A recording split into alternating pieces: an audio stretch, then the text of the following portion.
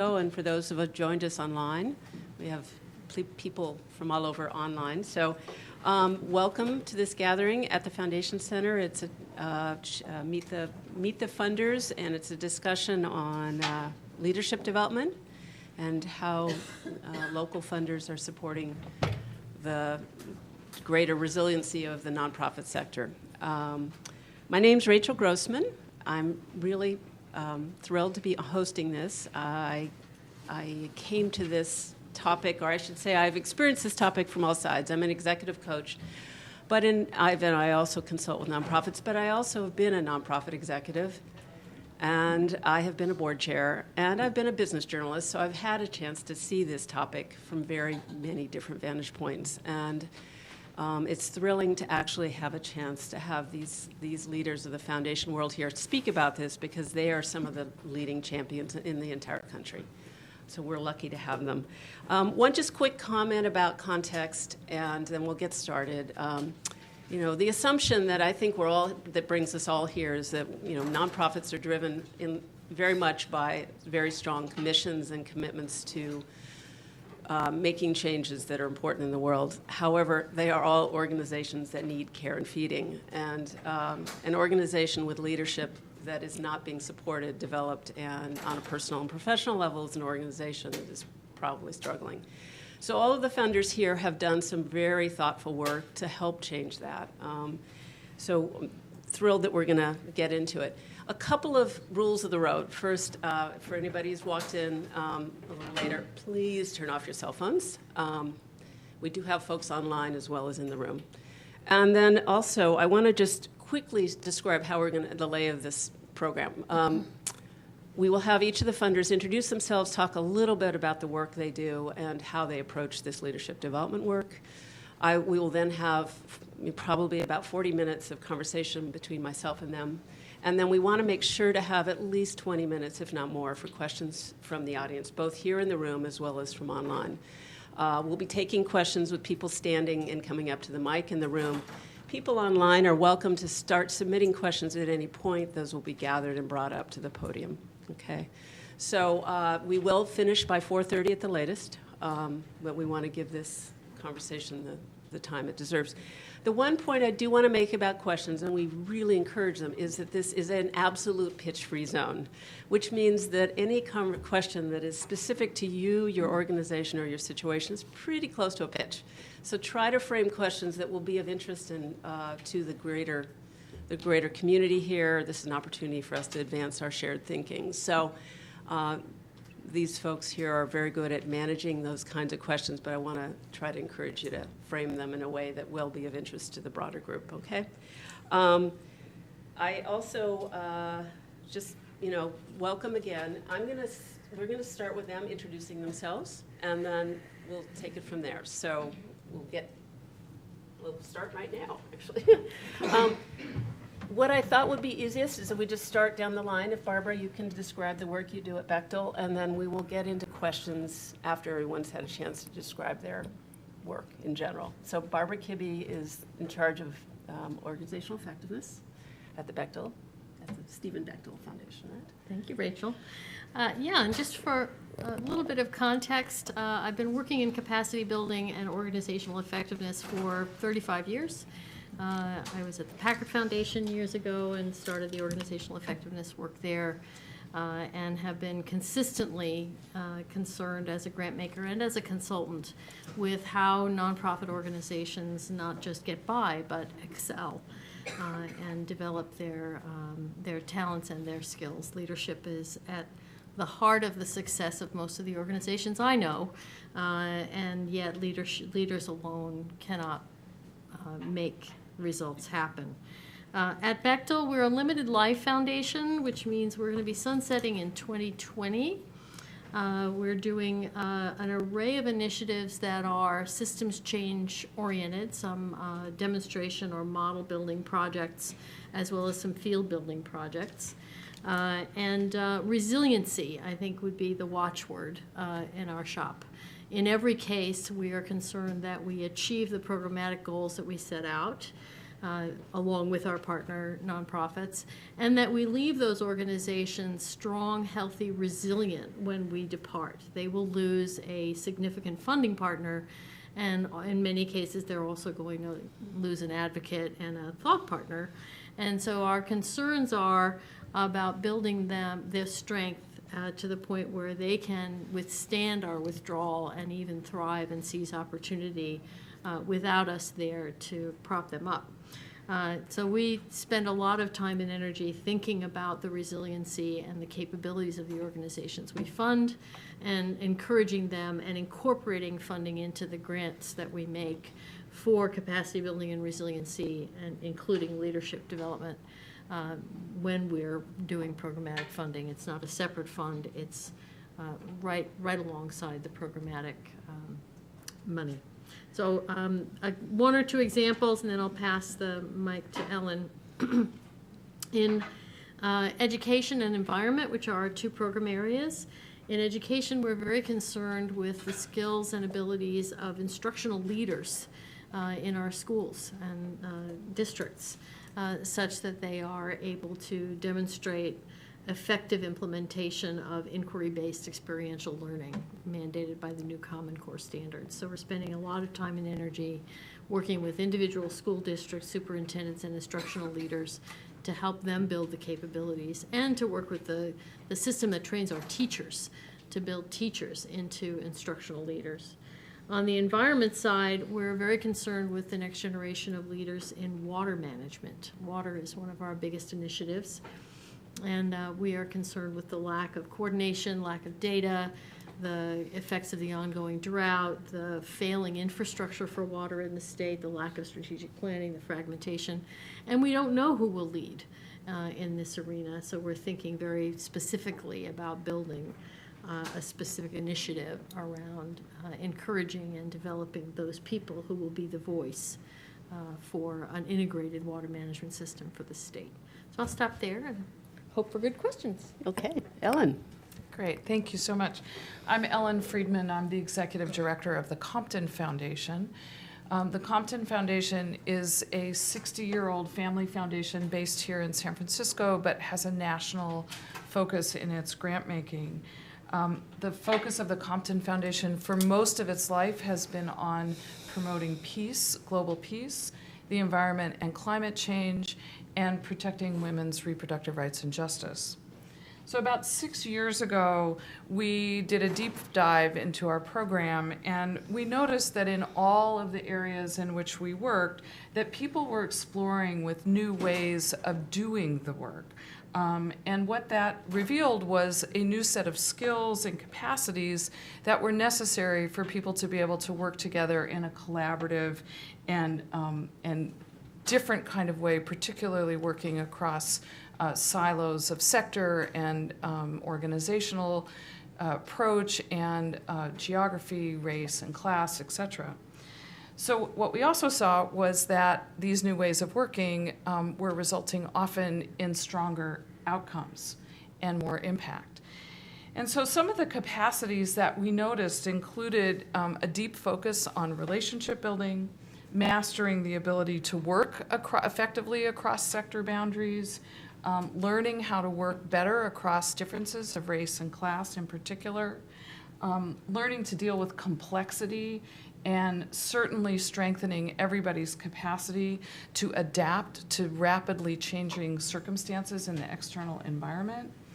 And also the necessity to develop a shared positive vision and aligned set of values across organizations that would make it easier for people to work together in a networked fashion when action was necessary.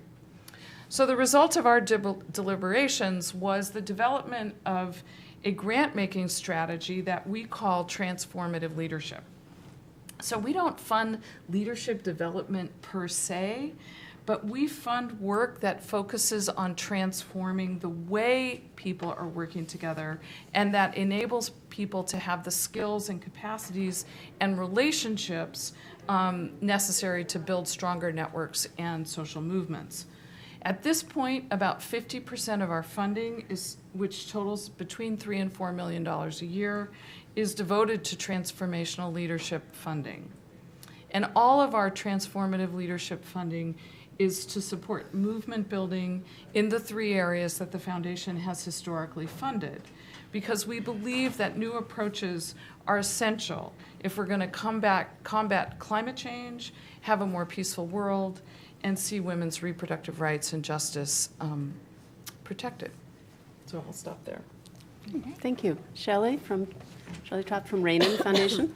Good afternoon. I'm Shelley Trott, and I'm the Director of Arts Strategy and Ventures with the Rainin Foundation. The Rainin Foundation is 8 years young. We are sort of the new kids on the block in the Bay Area. And the mission of the foundation is to enhance quality of life by championing and sustaining the arts, supporting research to cure chronic disease, and promoting early childhood literacy. So we fund in health, education, and the arts. And in education, our geographic focus is in Oakland, and the programs support early literacy in Oakland so that students are reading at or above grade level by the end of the 3rd grade. In health, we're supporting research that could be transformative in diagnosing, treating, and curing inflammatory bowel disease, and the focus is global in that area. And in the arts, we fund in 5 Bay Area counties, and we support a number of things. And since I'm the arts program director, I'll be focusing primarily on our arts work today. We fund small and mid-size dance and theater organizations that work with artists who are creating visionary projects that push the boundaries of artistic expression. We partner with the San Francisco Film Society to support independent filmmakers who are creating narrative feature films with social justice themes. We work with the Community Arts Stabilization Trust to secure permanent affordable space for artists in both Oakland and San Francisco. And we do so many things, it's hard to name them all. Oh yes, we just launched an Open Spaces grant program, which is supporting public art. So we're supporting projects in the public realm in both San Francisco and Oakland. And for this panel specifically, I'll be focusing on our work in the arts with the Impact Grant Program, which is a capacity building program that provides multi-year funding, 3 years of support for small and mid-sized dance and theater organizations. And the grantees in this specific program have all received project support from us in the past, so they already have a relationship with us. We know them fairly well. And we move to a deeper level with this particular grant program. And what we do is we have each organization create their own tailored plan that looks at specific capacity building activities with short and long-term outcomes. We also include in this, it's embedded within the program, it's not separate, organizational and leadership development. Leaders are able to work with coaches one-on-one throughout the grant period. They work on a myriad of things. It's really generalist approach. They can work with a coach to navigate working with their board on a specific project, or navigating a specific transition that's particularly challenging. But the coach is just generally there to be a thought partner and a sounding board and to help them navigate through the different iterations of the capacity building work that occur over the 3-year period. Once they finish that 3-year period, organizations are then offered 2 years of additional general operating support. So the program actually allows for 5 years of support, and this support is meant to embed those capacity building activities within their operations. And leaders throughout this program are provided with technical assistance opportunities as well as peer learning opportunities. We support a cohort of organizations. We convene them regularly so they have an opportunity to share and learn from one another. Grant amounts are determined by the budget size of each organization. So smaller organizations generally can expect to receive up to about $120,000 of support over the 5-year period, whereas larger budget organizations can receive up to about $220,000 of support. And of roughly our $5 million arts program budget, 20% of our funding is directed toward this particular program. Great, thank you. Jamaica? Well, I just wanted to say first, thank you all so much for being here. It's incredible to see so many people so interested in learning about leadership development. So that's just thrilling, and I hope you ask a lot of hard questions so that we can all learn together. So my name is Jamaica Maxwell. I'm a program officer with the Packard Foundation in Los Altos, California. We are a family foundation. We've been around for about 50 years. It's the David and Lucille Packard Foundation of Hewlett-Packard. And the OE program has been around for 30 of those 50 years. It was actually started in the mid-'80s, brainchild of David Packard, bringing the best practices from the business world to the nonprofit sector related to organizational development. And as Barbara mentioned, she was there and should take a lot of the credit for the current shape of the program, because we continue to be inspired by the shape of the program that she set up 15 years ago, 20 years ago? 96. 96, wow. So a lot of what I will say is very much still the architecture that Barbara came up with way back when. So our theory of change is that organizations and networks with stronger leadership, management, and operations are better equipped to achieve their programmatic outcomes. And if you ignore those key important infrastructure questions, you risk failure. It's something you can't ignore. We work across all 4 of our major programs. We're a separate grant-making program at the foundation, and our 4 major programs are conservation and science, population and reproductive health, children and families and communities, and then local grant-making across program areas in the 5 counties that surround our foundation in Los Altos in the Silicon Valley. So those are our program areas. And we do our work in 2 different ways. First, and what we're really known for, are our individual capacity building grants to existing Packard Foundation grantees. We make around 85 of those grants a year. It's a responsive grant-making program. Any Packard Foundation grantee can send us a letter of inquiry with an idea for an organizational effectiveness project. And related to leadership, that takes many different forms. Leadership is one of many of the categories that groups can apply for. But in those individual grants, that can include things like coaching for the executive leadership, team development, succession planning, executive search, what am I missing? Board development, sending leaders to existing leadership development programs, building internal talent management systems. So those are all the types of things that we fund in those individual level grants. We also are funding more and more cohort projects where we work to build one or more capacities of a group of organizations or a group of individual leaders.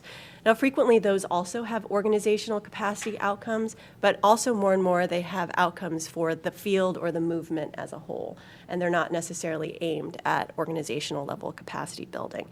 And those are sometimes developed in concert with our grantees, sometimes also with other funders. So that's something that we're doing more and more of as well. We fund both hard and soft skills, which I think is sort of the out-of-date way to describe leadership development skills. I think more and more people are talking about management skills versus transformative leadership, and we fund both of those types of leadership development approaches. So what I've described so far, that's what we do in our OE program. We actually fund quite a bit of other leadership development through our 4 major programs. I can speak a little bit to those, but I, of course, am a program officer in the Organizational Effectiveness Program, so I'll have the most information on that. And I can say that 30% of our organizational effectiveness grants do include a leadership development project. So it's a big percentage of our OE grants, only second to strategic planning as far as demand that we're seeing from our grantees. I don't have a number for the broader foundation as a whole. Unfortunately, that's something we haven't captured, but there are many leadership development investments that are being made directly from program. But I would say that across both the OE work and the work that's being carried out through our program, there is a uniting value or belief, and that's in investment in individual leadership and providing space for leaders to think big as part of their work within the organizations that we believe in and are investing in and are partnering with. So I'll stop there. I hope I answered all of the That's questions, great. Rachel. Thank you very much. We'll be doing a number of follow-up questions from the panel itself. Obviously, leadership development work has shifted over the years, and I'm looking at you, Barbara, because you've seen this shift and you've made it happen. And I want to just make a plug for anybody who's interested in this. All of these foundation websites are rich sources for learning a lot more. They all have deep resources, both in terms of their program support, but also in terms of outside resources for you to look into. One of the things I was really impressed with the Bechtel Foundation was the Resiliency Guide, and it would be great to hear a little bit about that, because to me, in my mind, that Resiliency Guide reflects some real shifts in the way that leadership is being thought about in terms of new sort of taking a business approach, but adapting it for the nonprofit world. And I wonder if you can speak to some of the broader shifts. Sure. Well, I think a lot of things have changed in the 30 years that I've been watching. One of which is how many funders are engaged in this work. There was a time when you could say to a funder, I have pain, the organization's in pain, and nobody would be able to diagnose it. They would not know what you were talking about. It would feel like you were expressing weakness. But now there is depth of understanding on both sides, on the nonprofit sector and in philanthropy, that organizational capabilities don't materialize out of nothing, that people build skills and capabilities, they practice them, they hire for them, they school and develop people and systems and strategies in order to have the capabilities that they need to have underlie the successful programs. So I think there are more funders able and willing to have this conversation in a way that is developmental than was the case 30 years ago. I also think that what is required of nonprofits, and I think this is a little bit what you were getting at when you asked me the question, what's required of nonprofit organization leaders has shifted and deepened significantly. The funding streams are more complex and less predictable. The problems, the target, they shift all the time. There are many players, and things in our dynamic world move faster, or they seem to move a lot faster than they used to. And part of that, I think, has to do with the digital age that we live in, that communication is instantaneous. So a successful leader now, as opposed to the kind of decisive, articulate, I can stand up for the mission of my institution that maybe was enough 30 years ago. These days, a nonprofit leader, to be really prepared, also needs to be capable of doing scenario planning and contingency planning. They need to know what it means to lead from the middle, paying attention to not only to the bench in their organization, but also where leadership is coming from in the broader field that they're trying to influence or affect. It's not okay to go out and tell a whole bunch of independent people that they need to line up behind you. In fact, I would say that the best leaders I know are also very adept at followership. And they know when their big idea isn't necessarily the only idea worth pursuing, and where the energy and momentum is going to take them would be more likely to be them being a part of something that's bigger than themselves. So preparing someone to be both a decisive leader for their organization and a network leader that is more catalytic, more facilitative, more skilled at negotiation is a very different and I think deeper skill set than what I saw 30 years ago. Yeah, thank you. Is that enough? That's perfect, and it's a great segue, because one of the things that I don't know if I've picked up on and talking to all of you individually and just hearing you now is that the trade-off between supporting individuals and organizations and supporting networks.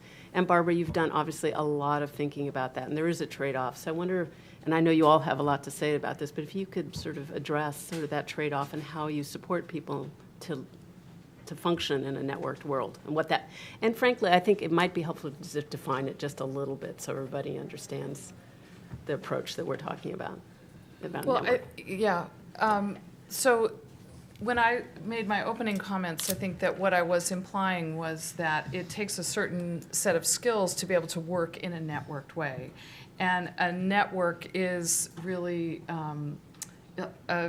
exactly what it is, a web of relationships, of people, organizations that are aligned together to engage in common action to move a set of issues, a problem. And I think many of us over the years have recognized that the scale and scope of and complexity of the problems that we're dealing with in the social sector they're bigger than any of us. And we're never going to have the money. We're never going to have a lot of the things that, say, the for-profit sector has. And so what we do have is relationships, and we have different strategies, and we have ways of working together that can, we hope, affect a large wave of action to change different conditions, change policy, change ideas, et cetera. And when we were doing our inquiry 6 years ago, what we began to see was a real uptick in networked kinds of activity. And Barbara and her colleagues have been part of documenting that, I think, in the last 10 to 15 years. And we began to see that in the fields in which we were working. So we decided that part of what we wanted to invest in were the skills and development so that people could more effectively work in networked ways. Because I think that model that Barbara referred to, that we called the sage on the stage approach to leadership, was not working anymore. The issues that we were dealing with are just too complex.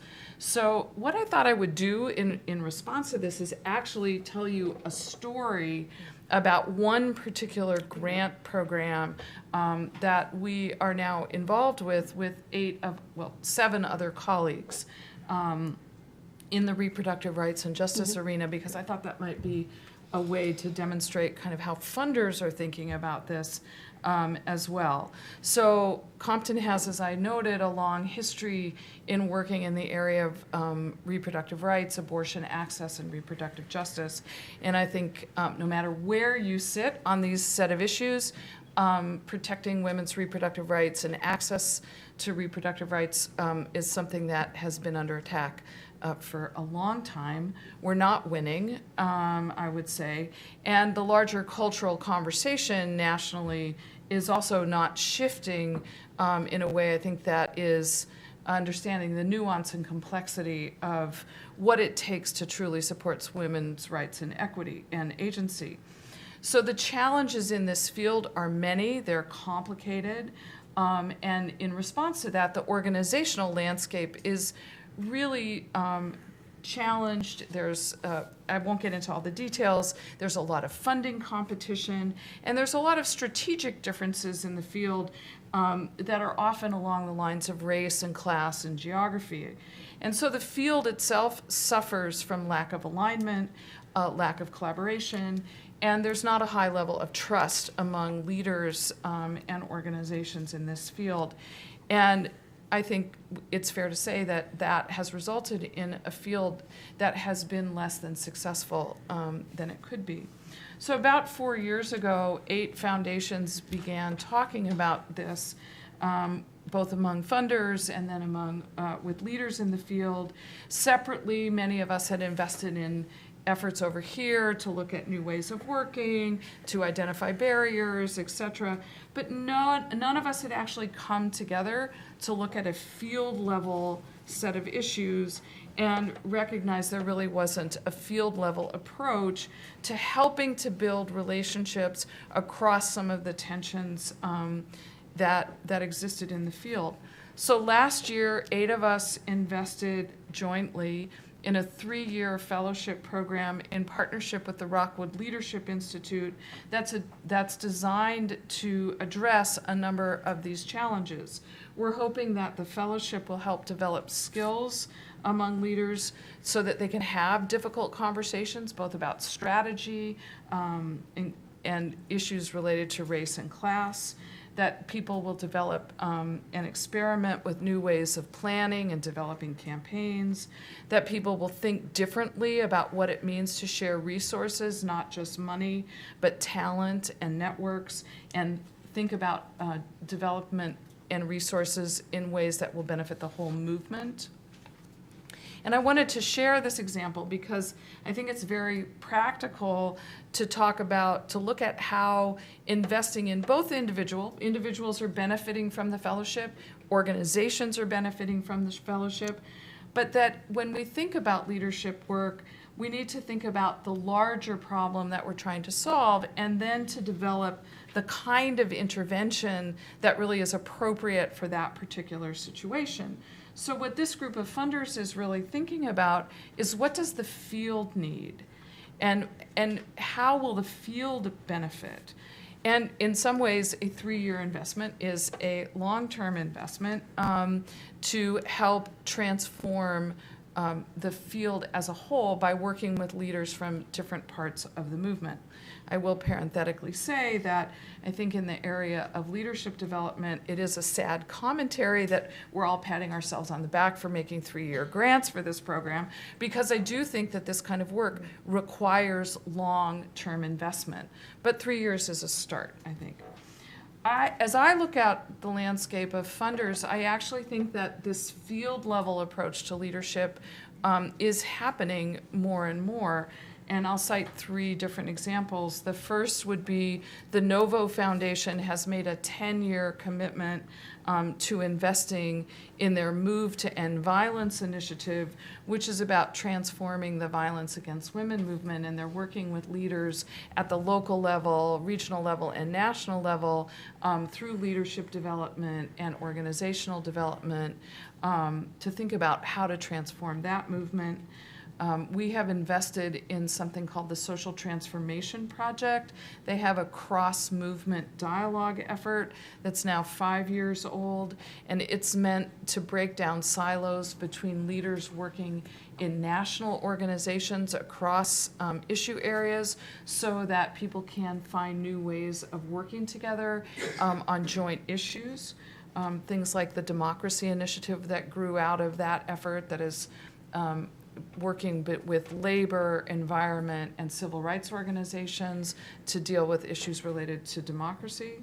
And then finally, I would point to the Whitman Institute, a local grant maker here in the Bay Area, that has almost all of their funding is devoted to investing in relationships and process, because they recognize that the outcomes from investing in those kinds of processes and relationships really are stronger in the long term than if they would invest in projects related to issues on their own.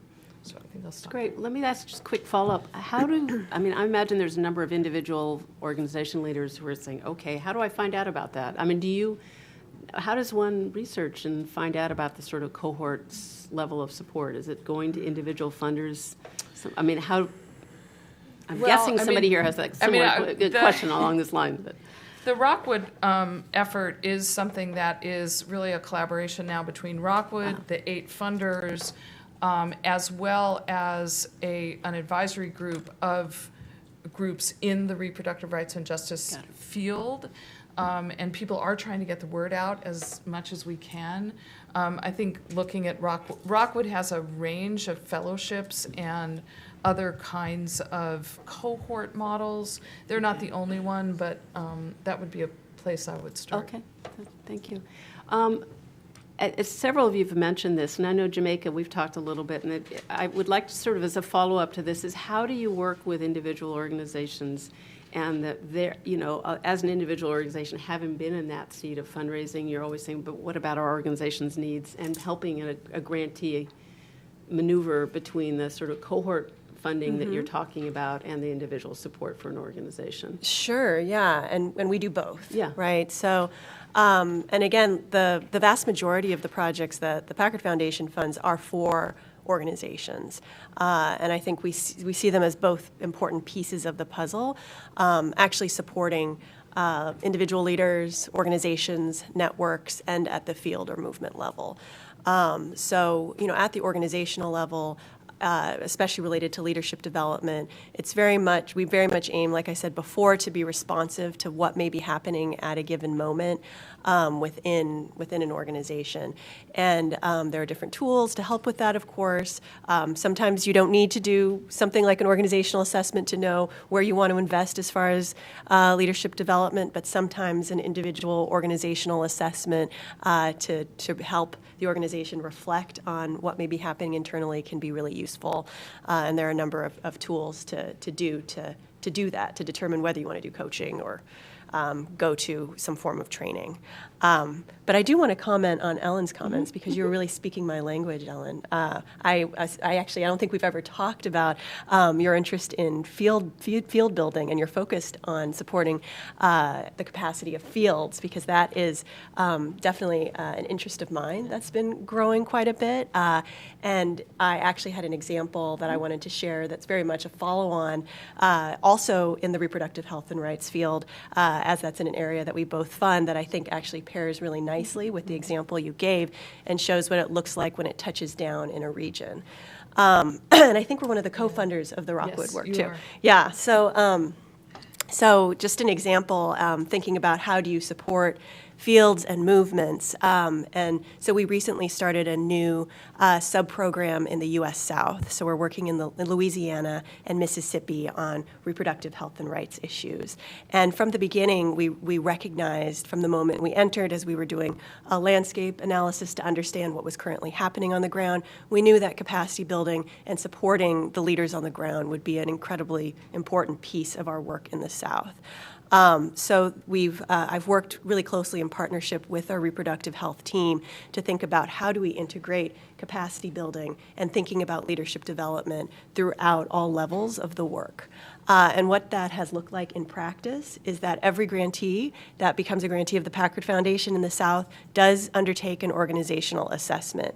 And within that organizational assessment, our evaluator, which is Learning for Action, has actually integrated questions related to networking skills, to field knowledge, and the ability to connect with organizations in the field as a whole.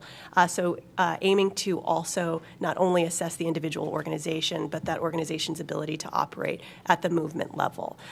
So that's the organizational assessment piece. That is meant to, and that actually is for the organization. It's not for us. We see an aggregated data from all of the organizations, but it's really to serve the organization in determining where they want to work. And then they can submit to the Packard Foundation for an individual organizational effectiveness grant to work on whatever they've discovered, whatever's bubbled up to the top for them as really the most pressing issues. And sometimes that includes things like coaching. Sometimes it includes things like internal team development issues. For sure, we've been seeing some of that.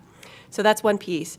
And then when we think about how do we strengthen the field and the movement as a whole in the South, we've developed a set of cohort projects to do just that. So we have an emerging leadership program called the HIVE program that actually has an open application right now. It's being led by Compass Point. So if you know any leaders, emerging leaders in Louisiana, this one's focused specifically on Louisiana, they can apply in the next week to the HIVE program. And it's specifically for emerging leaders to strengthen both their leadership and management skills, but also strengthen them as a movement, as a group of leaders, as a cohort of leaders working together, hopefully going forward to impact these issues in the state of Louisiana. And then alongside this emerging leadership program, we also have a program called Let's Talk that we're in the process of developing with a local partner on the ground in Louisiana that will be focused more on informal, lightly facilitated conversations for existing leaders. So this is everyone from the new leaders to the emerging leaders to the leaders who've been working on these issues for 30, 40 years to come together and have an informal space for connection, for collaboration. Because one of the things we heard when we carried out our needs assessment was really an interest in things like discussing self-care, discussing mentorship opportunities, having a safe space to discuss secession issues. So we're aiming to provide a space for that, which in our eyes is definitely also a form of leadership development. And as part of that also, there will be a cultural piece of the work that will be integrated into all of the sessions. So we're hoping it will be both inspiring, rejuvenating, and a new way of thinking about these issues for all the organizations and individuals that are involved. So that's an example of how we're working at both the organizational level as well as at the field and individual level in one location. So does that answer your question? That's great. Does anyone have anything else they want to add to this? Because I know you're all thinking about these. Okay, well, let me switch gears a little bit and take it down to the organization level. Shelley, I've been really impressed in the Rainin Foundation's very detailed kind of framework for people thinking about these leadership grants, what people should think about. And it'd be great for you to be able to speak a little bit about that because you've done a lot of work in that area. Sure. So what should organizations think about when they are approaching us for this kind of support? Yeah. Yes. Well, funders talk about readiness a lot. How do we determine if an organization is ready for this kind of support? And to actually successfully engage in this kind of work, because it takes quite a bit of time to engage in capacity building and leadership development, valuable time away from programs. So we want to see that organizations actually can acknowledge and understand that when they start this kind of work, they're going to be redirecting their energy, and that's going to have an impact on the entire organization and how it moves forward. So a clue for us, too, is that organizations express a clear desire for change, not necessarily growth, sort of in the traditional sense, but change. We want to see that they can articulate a clear vision for the organization and what it wants to achieve with this kind of support, the type of change they want to see, and how they're able to get there. Does an organization fully grasp its current state of affairs? Does it understand its strengths, its weaknesses, sort of the gaps and opportunities that are available through this kind of support? And again, just mentioning the time and resources, the impact that it will have on the organization as a whole as they move through this particular process. We've learned that organizations that have recently gone through a strategic planning process are well positioned for this kind of support because they are primed to implement specific strategic objectives. So they can really say, this is where we're going to focus this, and this is how we're going to get it done. You know, after you finish your strategic plan, you're often like, well, this is great, but where am I going to get the resources to actually implement this? And these organizations can come to us and say, you know, we've identified these areas. This is where we want to move forward because, as I said, our support is largely change capital. And finally, I think we like to see that leaders of these organizations are flexible and adaptive. Once you sort of start down this road, underlying issues surface and sometimes requires course correction. And so leaders need to be able to navigate these things. You know, you envision, you know, everybody knows you're set on a plan and then everything gets in the way of that plan. You know, you start at point A to get to point B in order to reach point C. Then you realize, oh, we really need to address point B and then A to get to C. And then suddenly Z comes out of left field and needs immediate attention. So that ability to really negotiate and navigate whatever may come up through this kind of work. So essentially, we like to see a desire for change, an understanding of the current state of affairs, the ability to articulate a clear vision, ability to leverage our support to achieve strategic objectives, to recognize the time demands, and to demonstrate flexibility. Great, thank you. Anybody else want to add to that from their vantage point, what you're looking for when you think about this kind of funding? I guess I would say the individual and the organization need to want it. You know, you can't force anyone to grow, right? You can't force anyone to do leadership development. They have to want it. You have to want it. So, I mean, I think that's something that definitely I'm looking for. And then the other things that I think are important to keep in mind are what makes it a successful project or intervention, which are things like picking the right either program to go to or coach to work with, and that is so key. I have to say that's the number one thing we see in our final reports as a piece of feedback to us, that our grantees say, make sure to emphasize whenever you talk about this how important it is to pick the right partner, because picking the wrong consultant or the wrong coach will not help you down your path. Great. I think that I want to make a point about networks versus coalitions, because I think that that's something that we don't talk about very much, because when we say we fund networks or we fund movement networks, what we're looking for is a sense that the connection, the relationships, and the work is going to last over time, and that's not just tactical. And that this is a group of people who are willing to go slow to go fast, recognizing you actually can't speed date relationship development, and that there is a commitment to take the time that it needs to really work out how to work together. And what are your agreements going to be, and what are your values and statement of principles and things like that. And sometimes we'll look at a grant report after a year and they say, well, we didn't really accomplish anything except to get to know each other. And we're like, yes, that's fine, that's okay. And so part of what we're looking for is this a tactical connection, or is this a real connection? And if it's a real connection, how is the group going to develop the support or resource the support to figure out how to learn how to work together? Because just writing up a set of values on a wall is not sufficient. It's really digging deeply and understanding how your individual interests, your organizational interests, and the network interests are all going to work together. How are you going to deal with communications? Who's going to get credit? Some of these kinds of issues that need to be worked out ahead of time so that the network itself creates its own culture, its own sense of being, and can then, when circumstances change, which they do, you'll know how to work together.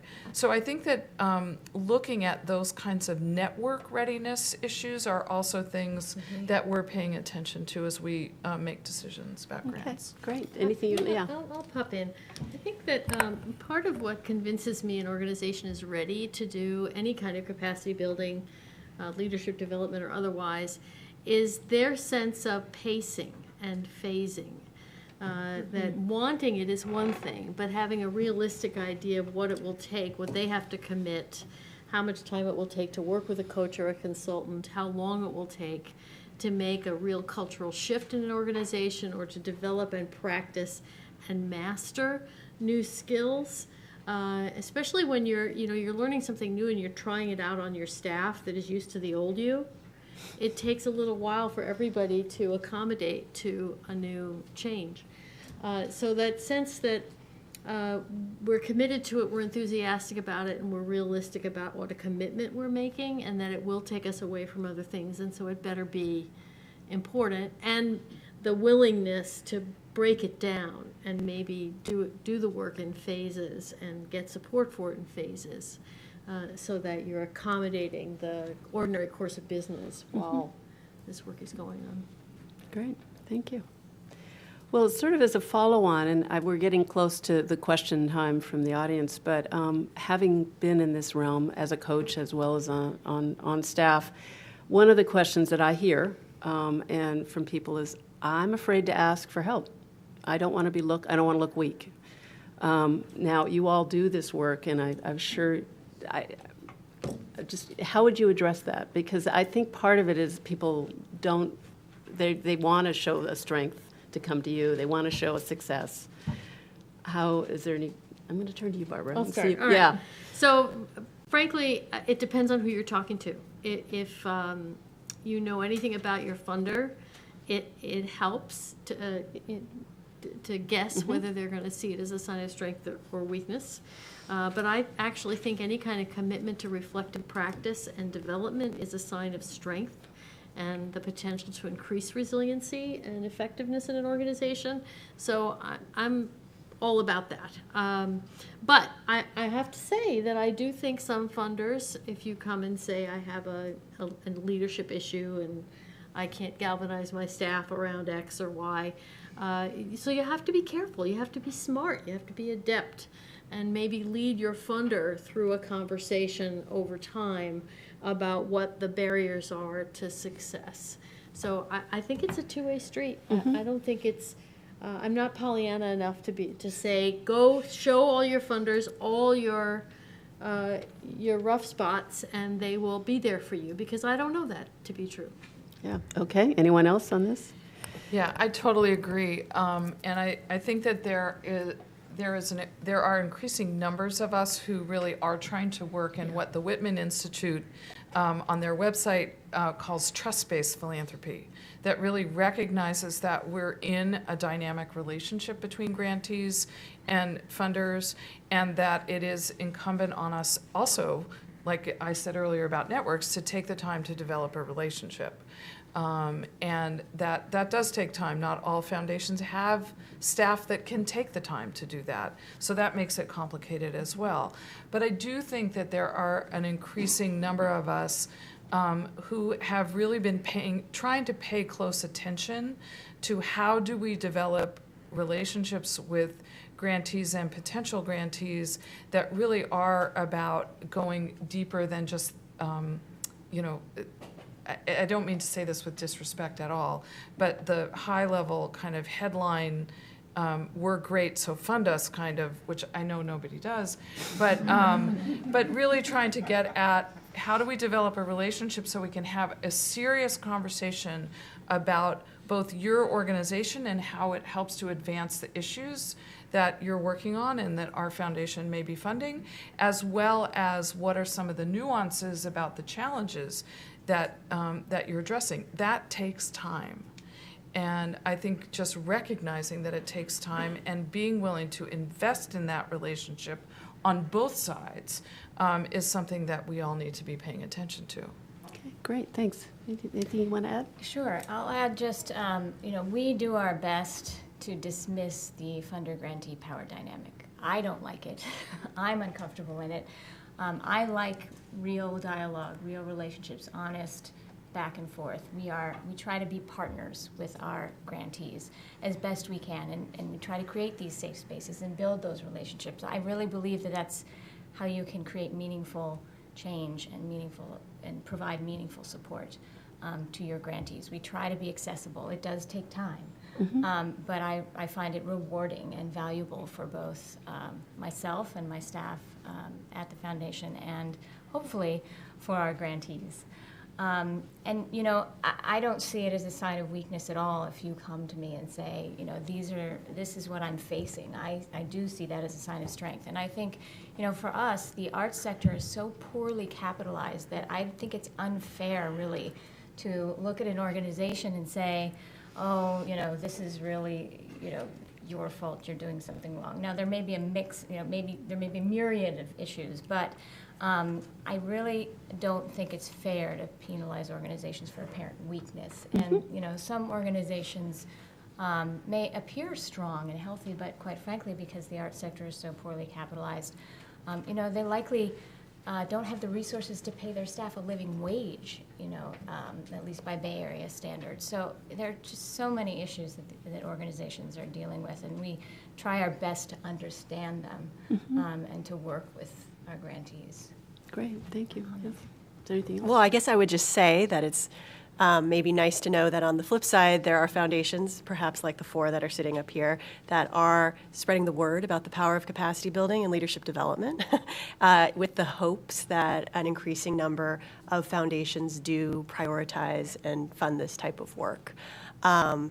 As someone who thinks about capacity building and leadership development all day, every day, it is shocking to me that I think the figure is still 1% 1% of philanthropic funding goes to leadership development. And maybe it's gone from like 1.1 to 1.4 in the past couple years, but it's still, wow, so low. When this is $1 billion industry in the for-profit sector. And in the corporate sector, every single corporation has best practices focused on increasing the leadership of their staff. So, so we'll just continue to evangelize. Well, that was a perfect segue, because one question I wanted to ask all of you is what recommendations you have for people in the room and online about how to speak to their grantors who aren't already convinced of the power of this kind of work, about their need for support in leadership development and general capacity building. Are there any suggestions you would have to folks who have relationships with other grantors, other foundations, about how to open that conversation? Anybody like to take a stab at that? Well, I don't know if this is directly answering it, but I do think that over the last period of time, there have been some really great cases. I think Grantmakers for Effective Organizations has done some excellent research about why this is an important area to invest in. I think the Haas Junior Fund has, through their flexible leadership program, has done some really good videos and some blog posts about the case of their investment over time in both immigration reform and marriage equality. And so that we have out there, I think, the beginning of a body of research that is really, really important to begin to share with people who may not be members of GEO or may not be Bay Area folks who have had access to seeing what the Haas Foundation has done. So I do think that that for those of us that are on this panel too, to be writing and talking about it is really important, because then that gives folks in the field resources to begin to use and share with people who have yet to be illuminated on this topic. Great. Anybody else want to comment? Okay. Well, a natural segue from that is the resources that you would direct people to.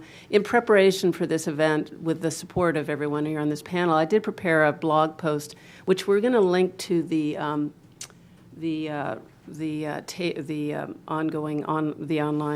webinar, so you can access it. And in that blog post are a number of resources that the panelists shared with me. And Grantmakers for Effective Organizations was a real rich resource. Bridgeband Group does a lot of great research. There was one, the Management Assistance Group. Management Assistance Group. Is there any other resources that you would all want to share that people should be looking at for some of this?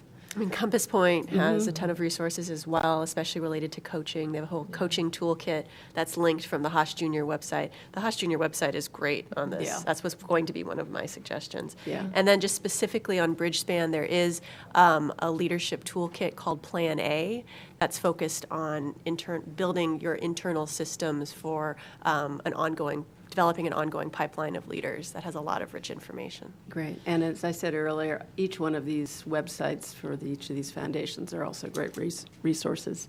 Oh, can I actually say then I should plug, we just launched our new OE Knowledge Center. It's oe.packard.org, so I should plug that. There you go. It just launched this week. Great. Great. Well, I think we'll switch to questions from the audience. For those who want to ask questions from in the room, we ask that you just queue up here in front of the podium, and you'll be asking the questions from the podium mic so that people online can hear you. And we're getting any questions from the online audience brought to us, which I'll read out loud. Anybody want to bring questions? This is an opportunity, so don't be shy.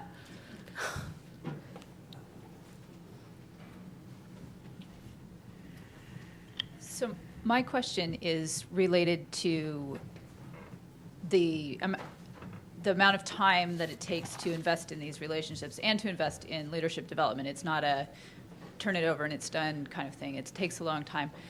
Are you seeing that the organizations that you work with have more stability in their leadership and middle of the organization because of the leadership development activities and organizational effectiveness activities that you've been funding to assist them?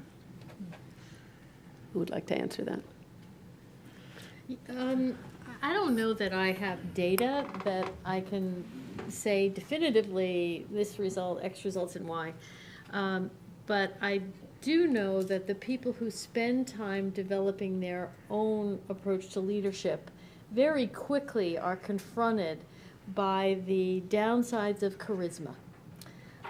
If a leader founder runs an organization long enough to burn out and they see it collapse behind them when they leave, they're not going to do that twice. And a good coach will help a leader understand the need to build the bench and share leadership.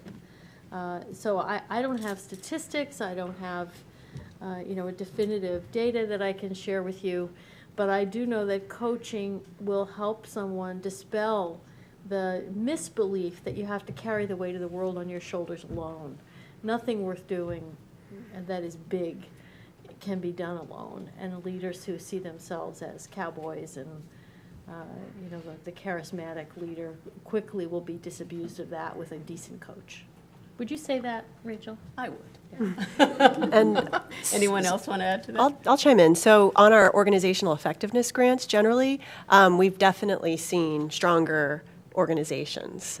So we have a lot of evaluation material on that on our website.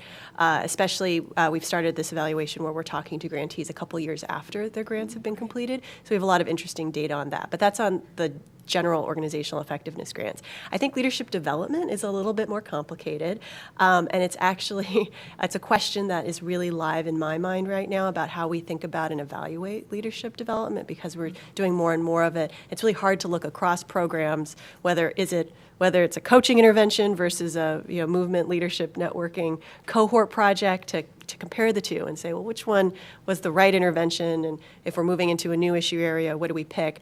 So, I think it's a live question in the philanthropic community around leadership evaluation. And then the one thing, though, I'll say one more thing. Sorry, is when we were doing sort of sending individual leaders to individual trainings, frequently we would see those leaders leave the organization, and since we were wearing our organizational effectiveness hat, we'd be like, oh, is this a failure now that they've left the organization? Should we not have sent that leader to this training that costs some amount of money? And that's actually where the field leadership piece comes in handy yet again, because when you stop thinking only about the organizations and instead about the strength of a field or movement, then perhaps it's okay if that leader leaves one organization to get promoted and move to another organization. And perhaps that's success. Perhaps that's what we want. And then there's a space for another emerging leader to take that leader's space, and the cycle goes on. So as we think more and more about movement level leadership and strengthening that, I think the case for leadership development gets stronger and stronger. Great. I just would add that in our work in supporting networks, one of the things that we've noticed is that it's fine to have the CEO level folks in a conversation and have them develop great relationships and shared values and all of that. But if you don't engage the next level of leadership in the organization, the whole thing could blow up because people don't have the skills to work together. And so what that does, if you attend to that, is begin to develop the bench and begin to develop a set of skills so that organizations up and down the ladder can begin to work together in some new and different ways. But it does, to your point, it does take time and a commitment to recognize that skills have to be developed throughout the organizations and the network. Thank you. Hi, I'm Michael Bongiorni, and I'm the board president of SCRAP. And I really wanted to ask more about the grassroots leadership development. As a president of the board, our organization has gone through lots of changes within the last few years. And finally, through capacity building, we are starting to, I can say the word strategic planning without our board members' eyes glazing over and then passing out at the table. So it's like, what are the next steps that I can take, and I'm often afraid that I'm putting the cart before the horse, and maybe I should have done leadership building before I got to the capacity building, but you know, it's we've already gone down the road of the capacity building. We're planning a big gala, and we're just going to go. Michael, we got to keep it general. So, general. So the general question is more about a grassroots organization How do who are we really find, strapped. and what do we look at? Yeah. Okay. Anybody? Thank you. Thanks. I'll start real quickly. Scrap is awesome. Yeah. I think that capacity building and leadership development is a little like a bus tour, and it doesn't really matter what stop you get on. The bus will make the tour. It will go the route. So if you start with fund development and trying to develop a strategic fundraising plan, it will lead you to the composition of the board. It will lead you to IT and systems and data collection. It will lead you back around to being able to communicate in a way that engages other people in your mission and is persuasive, which will lead you back around to the substance of your strategy and the meaning and the value, and that may lead you to measurement. So just get on the bus. Anyone else want to add to the bus tour? Oh, I love that. Barbara Kibbe is so wise. I would just say that what we've found is that OE or capacity building begets more capacity building. So, and that once you get into it, sometimes it's addictive and you just want to do more and more. So, and that's a good thing. That's, Yeah. You like being on the bus. And if you own a home, you don't repair the roof once. You fix it whenever there's a leak. Yeah, and what I'm hearing, and this really translates well for me as a coach, is that some of it's content and specific skills development, but a lot of it is competency and just expanding your resiliency is a great word for it. Your ability to take on more and to think about it and to think about things and see the connections in a way that you wouldn't necessarily have seen them before. So, anyway, anyone else to add to this? Because we have okay.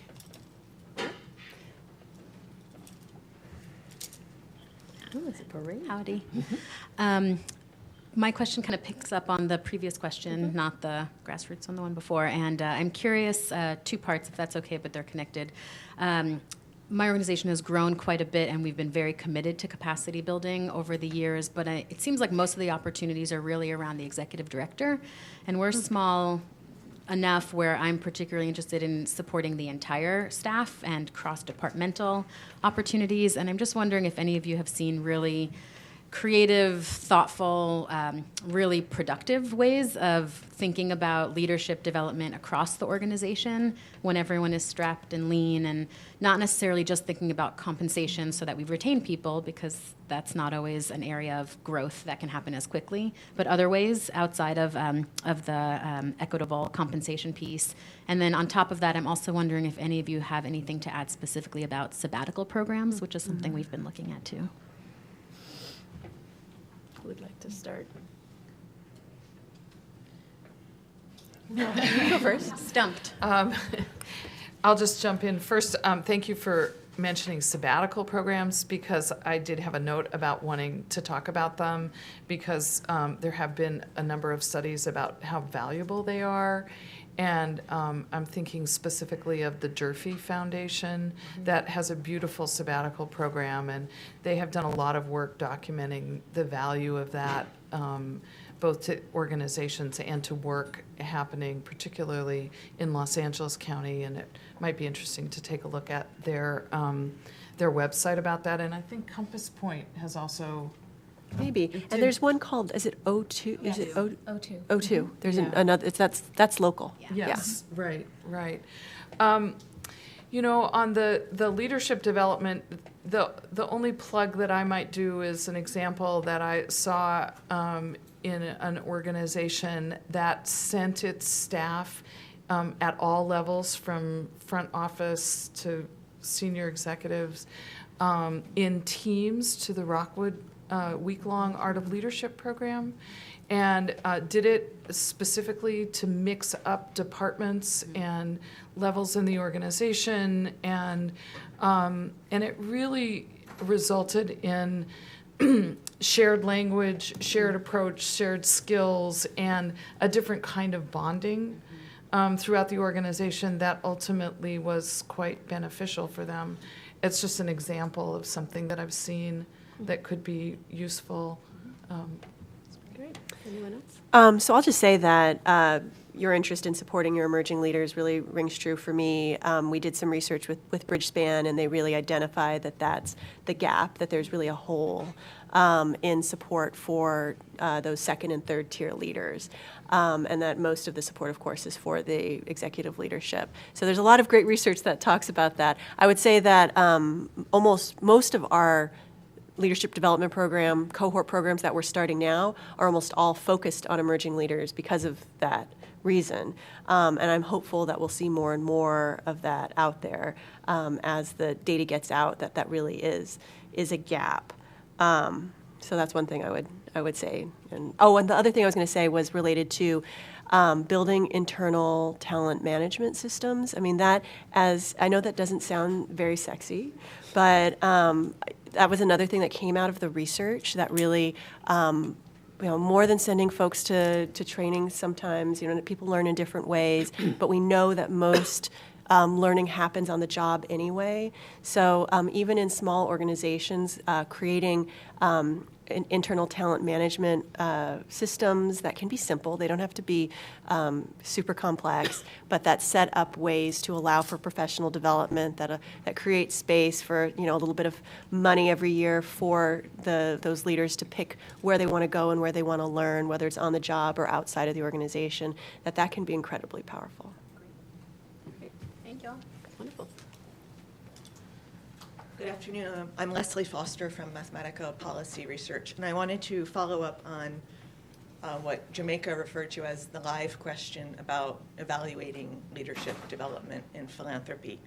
I just wondered if each of you could talk about how you think about an approach, monitoring, and evaluation, perhaps comparing it to what you do on the program side versus what you do on the leadership development or capacity building side, if they're different approaches or different questions, different methods.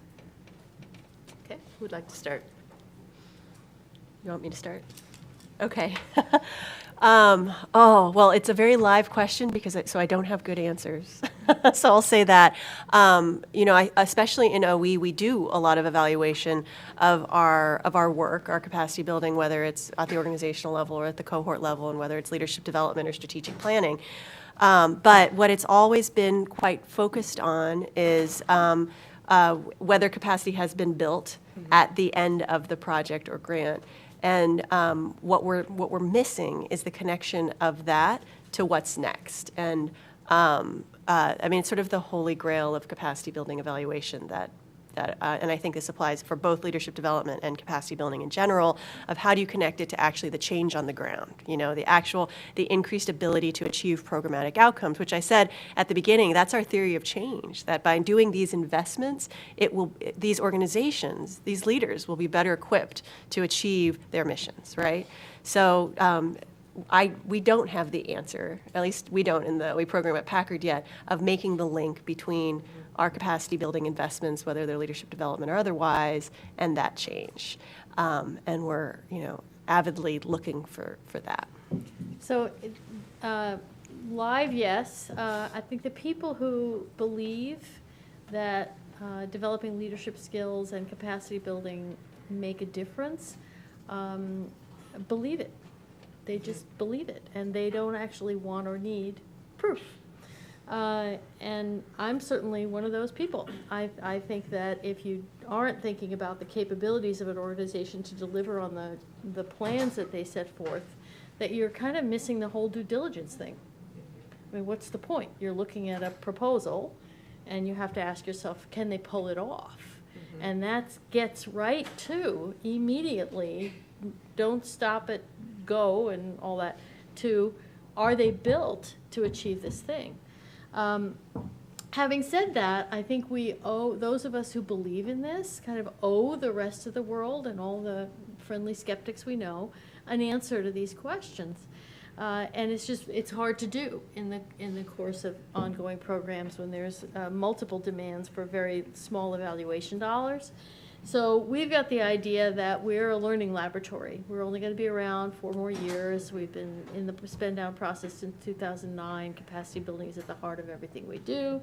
We're going to be commissioning a longitudinal study with stops along the way, interim reports, and then a post hoc report for 3 years or so after we shut down, trying to look at the durability of program outcomes and the link between our various approaches to capacity building and the relative durability of the program results. So, if you can wait long around 2023, we may have a fairly rigorous report to share.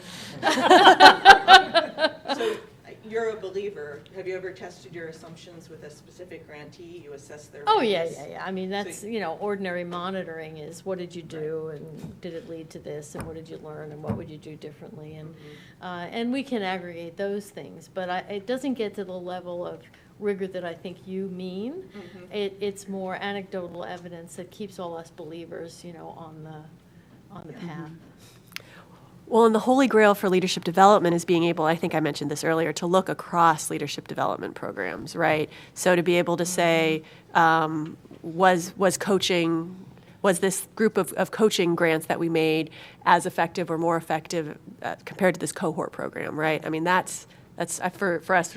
I've been asked lately by several leaders in the foundation, and I think I also mentioned this earlier, about how do I pick the right intervention and how do we know that's the right intervention related to leadership development, and can we look across all of the leadership investments that we've made and pull out across all of them what worked and why in that specific situation, and we have not done that yet. And I'm that's a really kind interested. of a bogus question, really, because it's a tango. It's not the qualities of the program. It's the qualities and the delivery in that instance of that program against the appetite for learning that the client brings. So it's not, here it is, it's pasteurized. It's safe to eat. It's about the intersection and the interaction between the consumer and the state, what state they're in, how willing they are to learn, how curious they are, how able they are to change, and the thing that's on offer. So there's never going to be an answer to these 6 programs are the best. No, not one answer, but I think there's Right. still something to learn from the question about. Yeah. But I'll speak wearing the hat of a small foundation that's really focused on the issues that we're trying to change in the world. And that I think that part of how we look at it is, are we seeing steps towards the kind of change that we want? Mm-hmm. Are people working together in some new and different ways? Are there campaigns that are happening that are reflective of people being able to work in collaboration in ways that they didn't?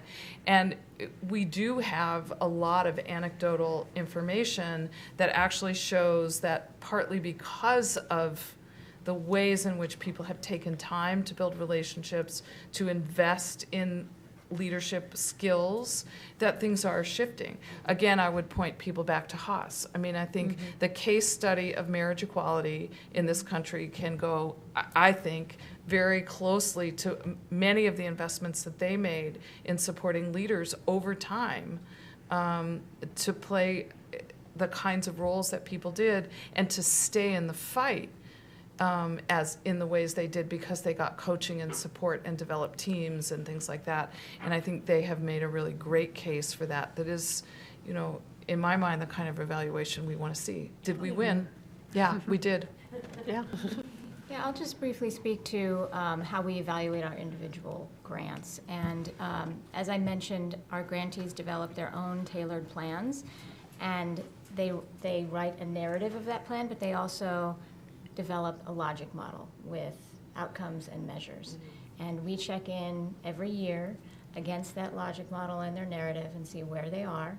And if they need to change course, we change the documents. Everybody's in agreement, and they change course, and those documents shift, and we continue to move forward.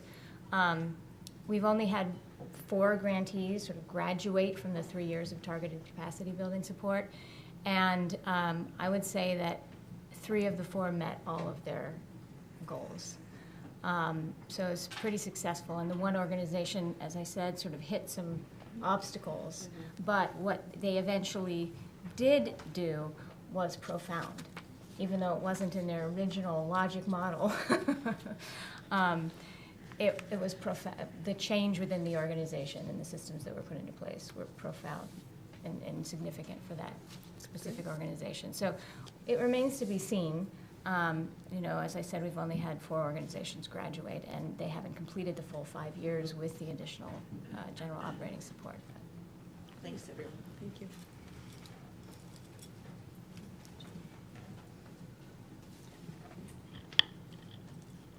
My name is Evelyn Centeno.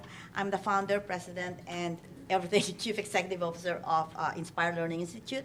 It's a nonprofit organization that provides free after-school enrichment programs on STEM, and we also provide summer camp. It is a 4 years old organization, and we are a young organization in terms of organizational growth. And so I'm here because of the call for resiliency and sustainability. And now I've tried, we need capacity building funding from somewhere. I've been spending my resources on this organization, and my board members, they are community leaders, and so we don't have any board member that has millions to put in this organization. And so I'm looking for finding foundations who can help build capacity. So that's my question, because I've tried, and probably I'm not attacking it the right way. I need to know what to articulate on, and I hear about the bus. Just get on the bus, and there are many stops. But I'd like to know, how do I start? How do I present an effective desire or effective need, to obtain capacity building? Because my organization really needed, to build equity. We have an American system that has, inequities. We have the rich and then the poor, and I'm serving the underprivileged, underserved, minority organizations, and we need to fix it. And I'd like my organization to be able to at least narrow the gap in that equity. But the resources are dwindling. So I've been spending my own resources. Oh, I'm no Trump. You're no Trump. Thank you. So how can you just from your perspective, how do I start going about getting capacity building funding? Okay, one of the problems I had too, okay? Actually, I'm going to cut you off here because Well, we want to know they- if there are other questions. They're looking for $200,000 budget Oh. in order to take me, for internships and for cohort programs. Okay, in order to take the organization. We don't have a $200,000 budget a year.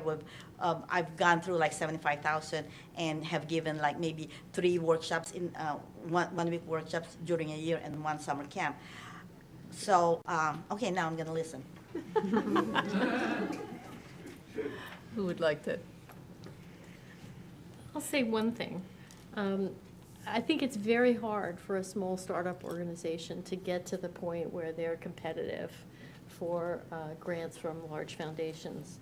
And I think that it's a very big question, how long and why you would want to go it alone.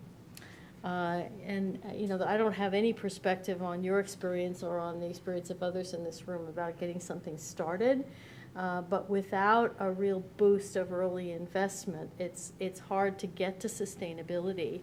And it may be that the easiest path is to be affiliated with a larger institution or a bigger organization that can be an umbrella for you while you're building that kind of strength. Okay, great. Okay, Thank you. thank you. I think we have somebody else who wants to ask a question, but before you do, if you don't mind, I'm going to just share a question that came in from the online, someone on the online audience. And it has to do with, it's a good segue from her question. How do organizations that are in rural areas and more remote regions tap into this effectively, tap into this kind of support? Anybody like to address that? particularly? Well, I mean, I just think, and this answers your question as well, that there are such incredible resources online. I mean, I feel not to, say something I think we all know, but it's true. And I think, when I was hearing you, and I'm a former strategy consultant, so I was thinking like, well, you want to think about doing a revenue plan and some business modeling to understand the realistic size for your organization, to then know where to start with your fundraising plan. And you can do a lot of that through resources online. I mean, you can find and that are available for free, sample business models, sample revenue models. And so even if you don't have funders that you're currently working with that you feel comfortable with or have the ability to step forward to support you, to bring in an external expert to lead you through that process, I think there are a lot of resources out there. And then there are a very small handful of funders that really focus on social entrepreneurship and startup organizations. And I'm trying to remember the names of them. We work with DRK, and of course Skoll. Those are the two that come to mind. Does anyone know of any other social entrepreneurship startup foundations? Those are the two that I know of. But locally, the San Francisco Foundation also works with many grassroots organizations, and they're not afraid to work with startups. Yeah. And what about the rural-based organizations? Other than the online resources, do you suggest that people look at their local community foundations, or? Yeah. That's definitely where I would start. That's a good good idea. Great. Hi, my name is Nadia. I work with the San Francisco Foundation, and I'm part of the Koshland program, so neighborhood-based leadership development program. And we work with leaders in 5 neighborhoods at a time over a period of 5 years, meeting monthly. And by the second year, begins with leadership training, and by the second year, they've identified a challenge in their community. And then together they come up with a solution to that challenge, and then we invest in whatever solution they come up with. And I guess what my question for the panel is, in different neighborhoods, we have some neighborhoods where the leaders are EDs of organizations. They're very savvy, and they have sort of a different set of needs than some of the leaders from more under-resourced communities. And I'm wondering if your approach adjusts at all depending on leaders from lower income communities that are maybe more under-resourced, that aren't necessarily EDs of organizations. How does your approach to leadership development adjust? Is that something you think about in the work that you do?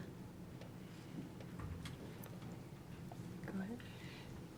I'll just jump in and say that I think that is one of the core tensions that we have had to address in the fellowship program for the reproductive rights and justice work, because many of the large national organizations are very well resourced, and the both national and local organizations that are run by primarily women of color have not had the same access.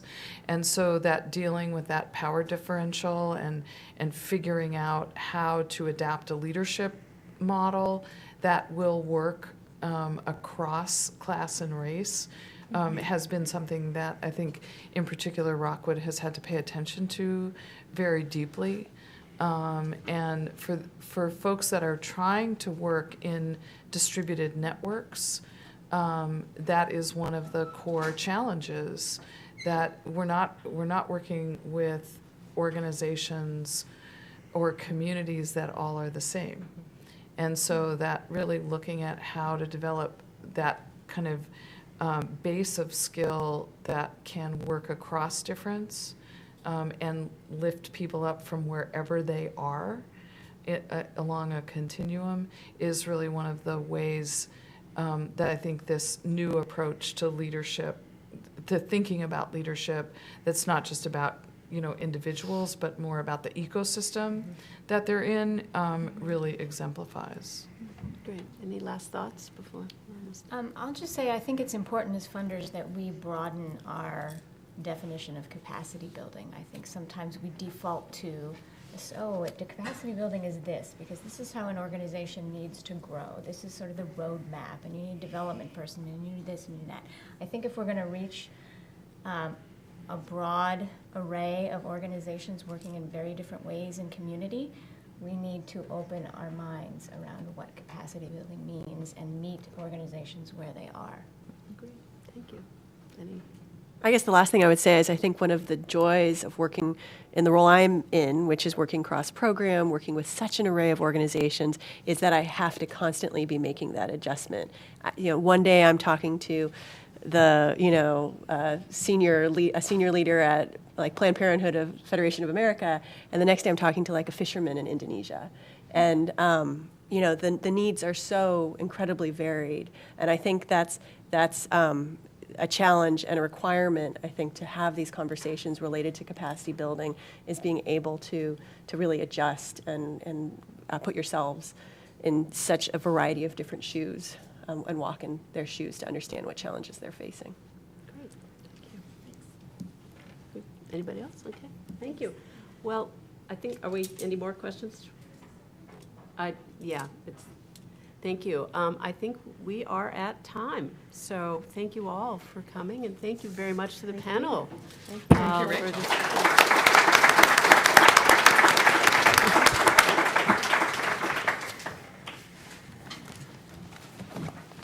Thank you.